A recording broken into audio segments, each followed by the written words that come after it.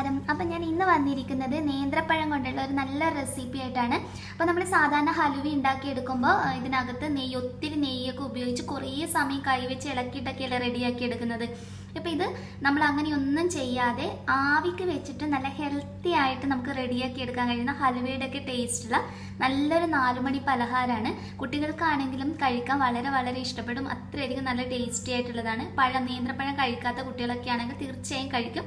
അപ്പോൾ എല്ലാവരും ഉണ്ടാക്കി നോക്കാം. പിന്നെ ആരെങ്കിലും ഈ ചാനൽ പുതിയതായിട്ട് കാണുകയാണെങ്കിൽ സബ്സ്ക്രൈബ് ചെയ്യാൻ മറക്കരുത്. സബ്സ്ക്രൈബ് ചെയ്യുമ്പോൾ അതിൻ്റെ തൊട്ടടുത്തായി കാണുന്ന ബെല്ലൈക്കൺ കൂടി ഒന്ന് പ്രസ് ചെയ്യാം. നേന്ത്രപ്പഴം വെച്ച് ഉണ്ടാക്കുന്ന ഈ ഒരു നല്ല പലഹാരം എങ്ങനെ റെഡിയാക്കി എടുക്കുന്നതെന്ന് നോക്കാം നമുക്ക്. ഇതിനായിട്ട് ഞാൻ നല്ലൊരു പഴുത്ത നേന്ത്രപ്പഴം എടുത്തിട്ടുള്ളത്. അപ്പോൾ നിങ്ങൾ കൂടുതൽ ഉണ്ടാക്കി എടുക്കുകയാണെങ്കിൽ ഇതിൻ്റെയൊക്കെ അളവൊന്ന് കൂട്ടിയെടുത്താൽ മതി. മാക്സിമം നല്ല പഴുത്ത പഴം തന്നെ ഉപയോഗിക്കാൻ വേണ്ടി നോക്കുക. അപ്പോൾ ഇതുപോലെ ചെറിയ കഷ്ണങ്ങളായിട്ട് മുറിച്ചതിന് ശേഷം ഞാനിപ്പോൾ ഒരു സോസ് പാനിലോട്ടേക്ക് ചേർത്ത് കൊടുത്തിട്ടുള്ളതാണ്. ഇതിനകത്തോട്ടേക്ക് നമുക്ക് വെള്ളം ഒഴിച്ചു കൊടുക്കുക. ഒത്തിരിയൊന്നും വേണ്ട, ഒരു 1/4 കപ്പ് തുടങ്ങി ഒരു 1/2 കപ്പിനടുത്ത് വെള്ളം ഒഴിച്ചു കൊടുക്കുക. എന്നിട്ട് ഈ പഴം നമുക്ക് നന്നായിട്ടൊന്ന് വേവിച്ചെടുക്കാം. അപ്പോൾ നമ്മുടെ പഴമൊക്കെ നന്നായിട്ട് വെന്ത് വന്നിട്ടുണ്ട്. ഇതുപോലെ വേണം നമുക്ക് വെന്ത് കുഴഞ്ഞ് കിട്ടുന്ന ആ ഒരു രീതിയിൽ വേണം നമ്മൾ ഇതിന് വേണ്ടിയിട്ട് റെഡിയാക്കി എടുക്കാൻ. അതിനുശേഷം ഇതുപോലെ തവി വെച്ചിട്ട് നന്നായിട്ട് ഉടച്ചു കൊടുക്കുക. ശരിക്കും കണ്ടില്ലേ, ഇതുപോലെ നന്നായിട്ട് തന്നെ ഉടച്ചു കൊടുക്കാൻ നോക്കുക. പഴം നന്നായിട്ട് ഉടച്ചു കൊടുത്തതിന് ശേഷം നമുക്കിത് അങ്ങോട്ട് മാറ്റി വെച്ചിട്ട് ഇതിനകത്തോട്ടേക്കുള്ള ശർക്കരപ്പാനി ഒന്ന് റെഡിയാക്കി എടുക്കാം. അപ്പം ഇതിനായിട്ട് ഞാനൊരു 3 ശർക്കര എടുത്തിട്ടുള്ളത്. അപ്പം മധുരം എപ്പോഴും നിങ്ങളുടെ ഇഷ്ടത്തിനനുസരിച്ച് അഡ്ജസ്റ്റ് ചെയ്യാം കേട്ടോ. ഈ 3 എണ്ണം ചേർത്ത് കഴിഞ്ഞാൽ അത്യാവശ്യം നല്ല മധുരം ഉണ്ടാകും. കൂടുതൽ വേണമെന്നുണ്ടെങ്കിൽ അതിനനുസരിച്ചിട്ട് അഡ്ജസ്റ്റ് ചെയ്ത് എക്സ്ട്രാ ചേർത്ത് കൊടുത്താൽ മതി. ഇനി ഇതിനകത്തോട്ടേക്ക് നമുക്ക് വെള്ളം ഒഴിച്ചു കൊടുക്കാം. അപ്പൊ നല്ല കറുപ്പ് കളറിലെ ശർക്കരയ്ക്ക് ഉപയോഗിക്കുകയാണെങ്കിൽ അത്രയും നല്ലത്. കുറച്ചും കൂടി നല്ല കളറായിട്ട് കിട്ടും നമ്മൾ ഉണ്ടാക്കിയെടുക്കുന്നത്. വെള്ളത്തിന്റെ അളവ് എന്ന് പറയുന്നത് ഒരു 1/2 കപ്പിനടുത്ത് വെള്ളമാണ് നമ്മൾ ഇതിനകത്തോട്ടേക്ക് ചേർത്ത് കൊടുക്കുന്നത്. അപ്പൊ നിങ്ങൾക്ക് ഈ റെസിപ്പി ഇതിലും എളുപ്പത്തിൽ ചെയ്യണമെന്നാണെങ്കിൽ നമുക്ക് ഈ ശർക്കരക്ക് പകരം പഞ്ചസാര ചേർത്ത് കൊടുത്താൽ മതി. അപ്പൊ ഇങ്ങനെ ഒരു ശർക്കരപ്പാനി റെഡിയാക്കി എടുക്കുന്ന ആ ഒരു സ്റ്റെപ്പ് കൂടി നിങ്ങൾക്ക് വേണമെങ്കിൽ ഒഴിവാക്കാം.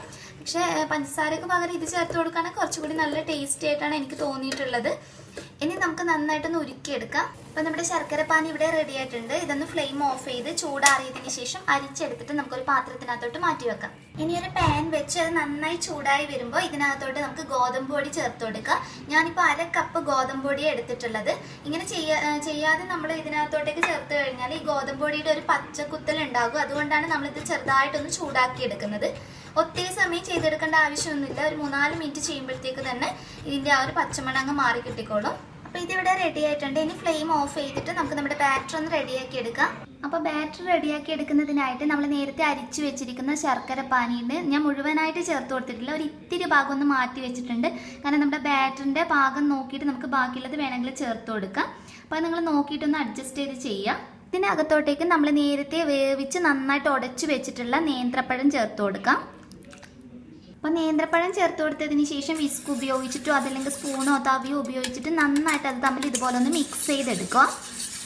അതിനുശേഷം നമ്മൾ റെഡിയാക്കി വെച്ചിരിക്കുന്ന ഗോതമ്പ് പൊടി ഇതിനകത്തോട്ടേക്ക് ചേർത്ത് കൊടുക്കുക. അപ്പോൾ 1/2 കപ്പാണ് നമ്മൾ എടുത്തിട്ടുള്ളത്. അപ്പോൾ ഞാൻ മുഴുവനായിട്ട് ആദ്യം ചേർത്ത് കൊടുക്കുന്നില്ല. അതിൻ്റെ ഒരു പകുതി ഭാഗം മാത്രം ചേർത്തിട്ട് ആദ്യം ഒന്ന് യോജിപ്പിച്ചെടുത്തതിന് ശേഷം നോക്കിയിട്ട് നമുക്ക് ബാക്കി ചേർത്ത് കൊടുക്കാം. അപ്പോൾ ഇതുപോലെ നന്നായിട്ടൊന്ന് മിക്സ് ചെയ്തെടുത്തതിന് ശേഷം ബാക്കിയുള്ള പകുതി ഭാഗം കൂടി നമുക്ക് ഇതിനകത്തോട്ടേക്ക് ചേർത്ത് യോജിപ്പിച്ചെടുക്കാം.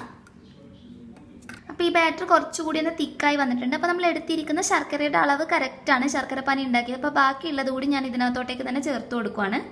ഇനി നന്നായിട്ടൊന്ന് മിക്സ് ചെയ്തെടുക്കുക. ശരിക്കും ഗോതമ്പ് പൊടിയും പഴവും ശർക്കരപ്പാനിയൊക്കെ നന്നായിട്ട് ചേർന്ന് വരുന്ന രീതിയിൽ വിസ്കോ സ്പൂണോ ഉപയോഗിച്ചിട്ടൊന്ന് യോജിപ്പിച്ചെടുക്കാം.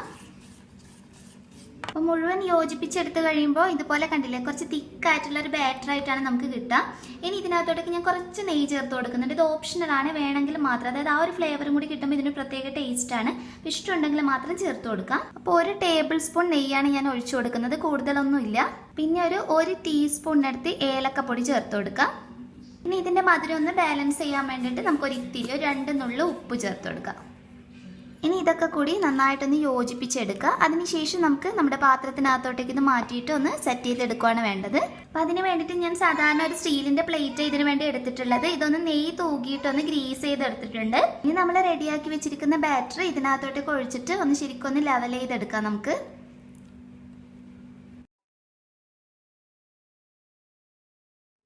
അപ്പം മുഴുവൻ ചേർത്ത് കൊടുത്തതിന് ശേഷം പാത്രം ജസ്റ്റ് ഇതുപോലെ തറയിൽ വെച്ച് ഒന്ന് തട്ടിയെടുത്ത് ലെവൽ ചെയ്തെടുത്താൽ മതി. ഇനി നമുക്കിതൊന്ന് ആവിക്ക് വെച്ച് വേവിച്ചെടുക്കാം. ഇനി ഒരു ഇഡ്ഡലി പാത്രം വെച്ച് ആവശ്യത്തിന് വെള്ളം ഒഴിച്ചു കൊടുക്കുക. കുറച്ച് അധികം സമയം നമ്മൾ വെച്ചു കൊടുക്കേണ്ടതുണ്ട്. അപ്പോൾ ആവശ്യത്തിനുള്ള വെള്ളം തന്നെ ഒഴിച്ചു കൊടുക്കുക. എന്നിട്ട് ഇത് നന്നായിട്ട് ഇതിനകത്ത് നിന്ന് ആവി വരുമ്പോൾ നമ്മൾ റെഡിയാക്കി വെച്ചിരിക്കുന്ന ആ പ്ലേറ്റ് ഇതിനകത്തോട്ടേക്ക് ഇറക്കി വെക്കാം. അപ്പോൾ നമ്മുടെ ഇഡ്ഡലി പാത്രത്തിൽ നിന്ന് ആവി വന്ന് തുടങ്ങിയിട്ടുണ്ട്. അപ്പോൾ നമ്മൾ റെഡിയാക്കി വെച്ചിരിക്കുന്ന ആ ഒരു പ്ലേറ്റ് ഇതിനകത്തോട്ടേക്ക് ഇറക്കി വെക്കാം. ഇനി ഇത് മൂടി വെച്ച് നമുക്ക് കുക്ക് ചെയ്തെടുക്കാം. അപ്പോൾ കറക്റ്റ് സമയത്തിനുള്ളത് ഞാൻ പറഞ്ഞു തരാം. ഒരു ലോ ടു മീഡിയം ഫ്ലെയിമിൽ ഇട്ടാൽ മതി. അപ്പോൾ കറക്റ്റ് 10 മിനിറ്റ് കഴിഞ്ഞിട്ടുണ്ട്. ഇത് പെട്ടെന്ന് തന്നെ കുക്കായി കിട്ടും. ഇതുപോലെ സ്റ്റിക്ക് വെച്ചിട്ടൊന്ന് ജസ്റ്റ് കുത്തി നോക്കുക. കണ്ടില്ലേ, സ്റ്റിക്ക് നല്ല ക്ലീൻ ആയിട്ട് കിട്ടിയിട്ടുണ്ട്.